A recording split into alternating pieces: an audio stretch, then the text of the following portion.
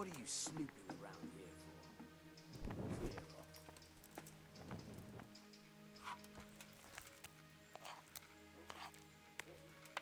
Sir, I am... Henry of Skalitz, from the garrison of the Royal Hetman, Sir Radzig Kobyla. I've heard a lot about you, my son. I'm pleased to meet you.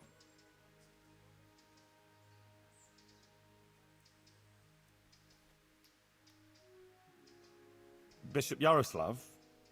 Sir, my lord, to what do I owe your interest in my humble self?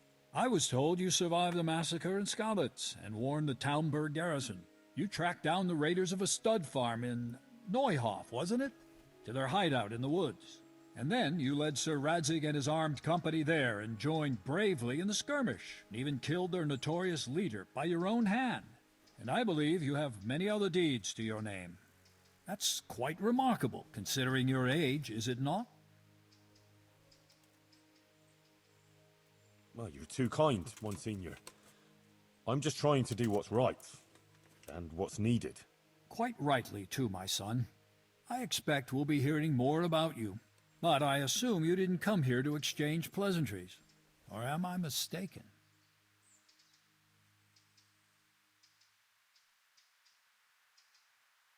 No, Monsignor, you're quite right.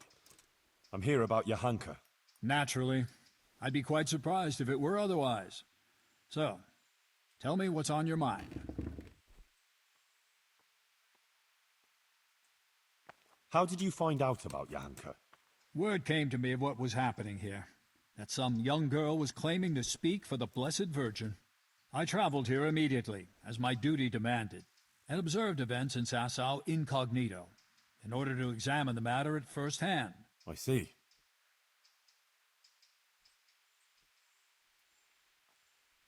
Why did you have her imprisoned?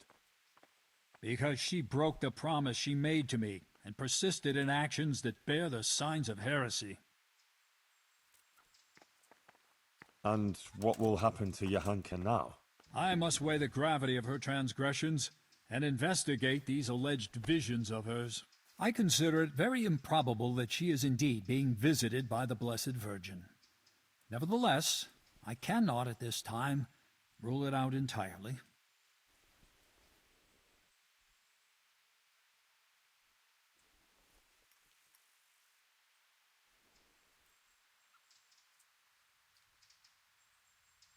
So you think it could be true?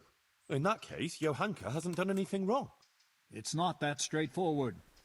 Even if her visions were real, she was at fault for interpreting them as she saw fit and preaching to the people. So you decide just like that? But you don't even know Johanka. I certainly do not decide just like that. I'm thoroughly examining the entire matter, and you would be well advised not to question my authority. I will call Johanka and the witnesses, question them, and then pronounce a verdict.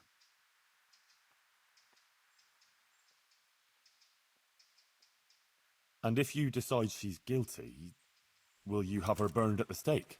Good gracious, no. I have no wish to see her die. As St. Augustine said, heretics should be saved, not put to death. The triumph of the Church is their salvation, not their death, even if they deserve it. If I find her guilty of any heresy, she will be punished, but the severity of her punishment will depend on her will to repent and make amends. I see. And will there be anyone there to defend Johanka? Do you doubt my judgment? I would never be so bold, sir. But surely it would be only just that someone should speak for Johanka about all her good deeds and so forth? Naturally, I will also question those who would speak in her defense. Since you are interceding, I expect you have someone in mind? Yes. Actually, me. As I surmised. But this matter does not directly concern you. Why should I allow you to appear before the court? Johanka is my neighbor, and I have a Christian duty to come to her aid. I can't just stand by and do nothing. I have to concur with you on that. Your concern seems sincere, so I will grant your request. Very well. You will defend Johanka. You may speak in her defense if you so wish, and you may also bring witnesses. I will question any such witnesses, and naturally I shall question Johanka too. Thank you, Monsignor. In that case, I'll need to speak to Johanka first. That won't be possible. It's forbidden by the Inquisition procedure. Until the entire matter is resolved, Johanka can speak only to me, and no one else.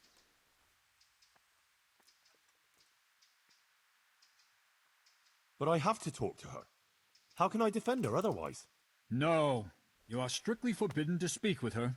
I have already conceded to something that is quite beyond normal practice. Bear that in mind. I would like to expedite the matter. The trial will take place in Sassaw Church in 3 days' time at the latest. Come and let me know when you're ready to proceed. In the meantime, I will continue my investigation. Very well, Monsignor. I had better get on with it then, sir. Farewell. Before you go, you know Johanka longer than anyone else. You spent a lot of time with her, as I've discovered. Tell me, my son, truthfully, what do you think of this whole affair?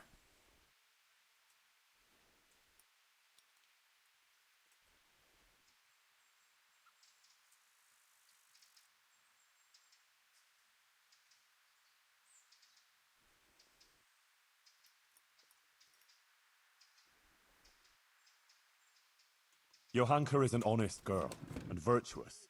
She's a good Christian who attends church and thinks of others. Good. Please continue.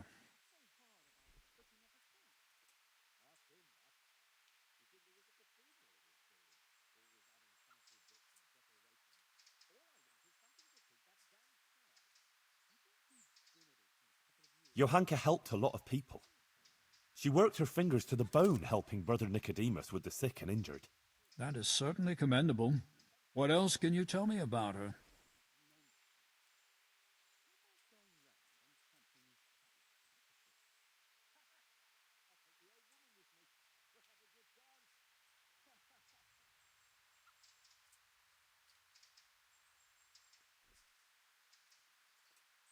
About the Virgin Mary? I believe the Virgin does visit her. Johanka is honest. She wouldn't lie about such a thing. And the things she says sound truthful and compelling. It really does seem like a heavenly revelation. Who else could it be from? But the Virgin Mary. The origin of these so-called visions of hers must be investigated. But thank you for your candor. Is there anything else you can tell me?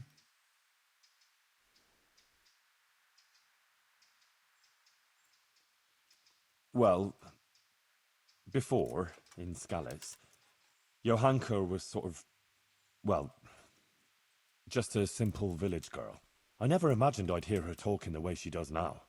She's completely transformed. A simple village girl. I see. Do continue. She's worried about Matthias. He's from Skalitz too, and she's very fond of him. But he was wounded in a raid on Merhojed recently, and since then he's been lying in a fever. Johanka believes that if she does what the Blessed Virgin wants of her, Matthias might be healed. Interesting. Anything else?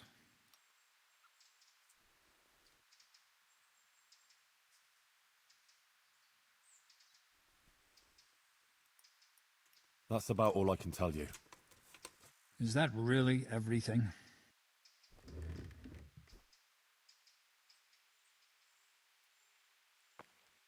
I have nothing more to add, Monsignor. Very well. Thank you, my son. One more thing before you go. Let me remind you that it's your Christian duty to report anything suspicious going on concerning the Church and the true faith, if you're aware of anything of the sort in these parts. If you prove yourself a commendable servant of the Church, I would also take that into account in judging Johanka's case. All right, Monsignor. I'll bear that in mind. Good luck, then.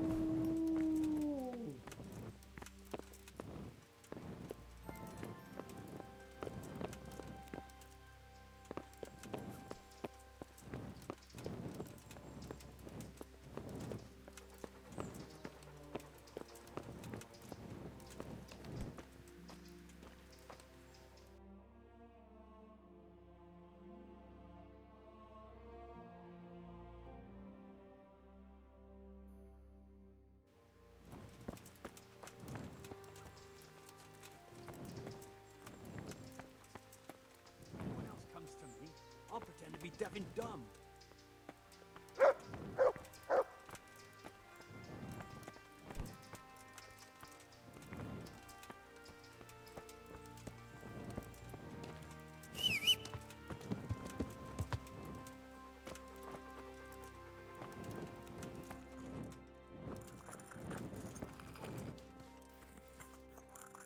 Brother Nicodemus, You've heard something?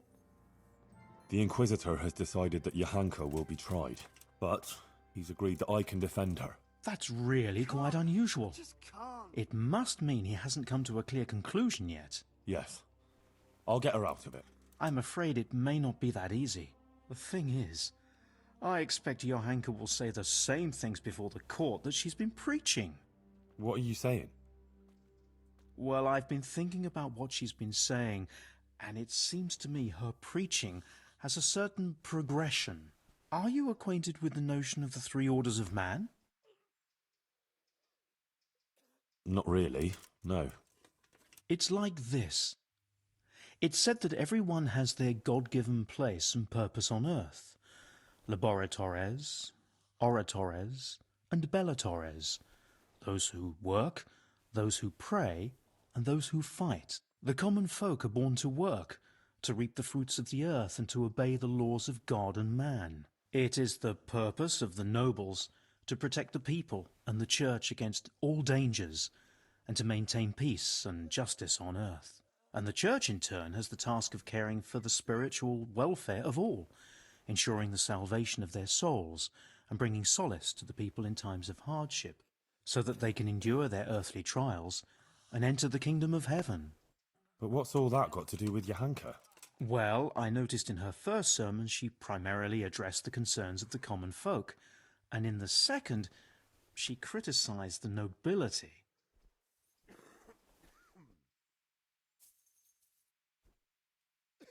I suppose so, but I still don't get it. In short, I'm afraid that now she might start talking about the church if she gets the chance. And if she's as critical as she was about the lords, I dread to think how that might end up. Henry, you must warn her against that. She must show humility before the Inquisitor, and the wisest course would be to admit to being wrong. She's rather stubborn, but perhaps she'll listen to you. But the Inquisitor said no one's allowed to see her. No one except the Inquisitor's own men. You'll just have to think something up. I'm afraid Johanka's fate is mainly in your hands now. I'm relying on you. Farewell.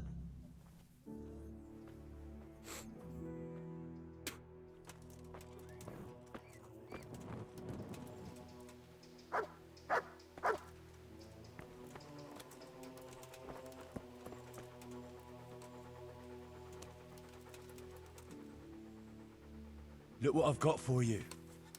You'll love this.